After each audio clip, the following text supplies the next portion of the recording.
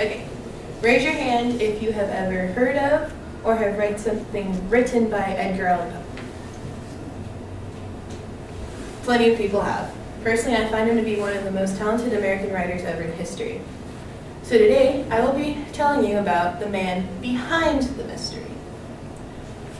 Edgar Allan Poe was born a normal boy, in some terms. He was born to the actress Elizabeth and actor David Poe Jr. And as in those times, when you are born to actors, you are going to probably be an actor later in your life. However, Elizabeth died in 1811, and David disappeared 2 years before. So he was adopted by John and Frances Allan, which gave him the name Edgar Allan Poe. When Poe was about 6, he and his family moved to England, and he would then go to school in Scotland. However, because he felt attachment to his foster family, he complained and whined until he had to be sent back to London, but was then sent to a school a few miles away from his family. So he felt very isolated, and he felt this isolation throughout most of his life.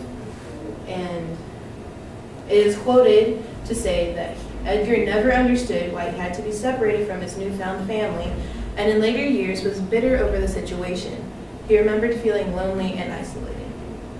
Later in life, he couldn't afford school because his foster father decided he wanted him to pay for school on his own. He racked up gambling debts, and then after a year of school, he left and then went on to work for a newspaper, which is how he got into writing.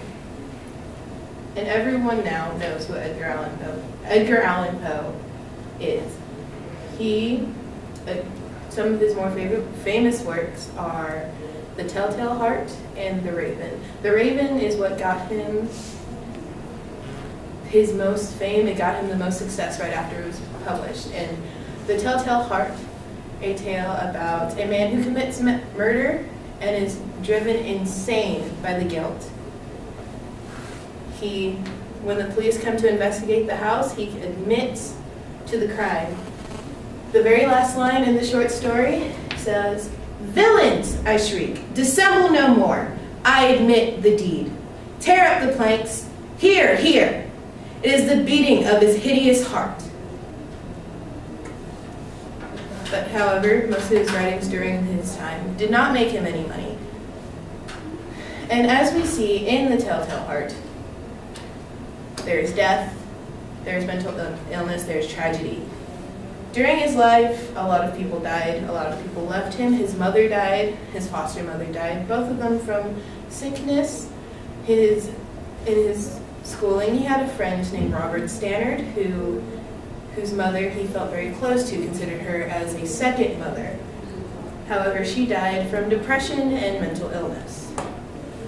His 25-year-old wife and cousin, Virginia Clems, she died from tuberculosis. But her death left him with many, many problems. He was losing his own sanity, he was falling ill, and he was drinking a lot. And it is not sure, but it is said that he could have died from alcoholism. However, it could also be due to just many different mental illnesses, or perhaps cooping, which was a practice that gangsters used. They would keep you on hard liquor, drugs, and force you to vote illegally in public polls. So I have told you how Edgar Allan Poe came to be a household name, and demonstrated a few of the works of his fame, and gave you a little of insight into the tragedies that played into him. So the next time that you decide to read something by Mr. Poe, remember that you are probably looking into the very tragedy that was his life.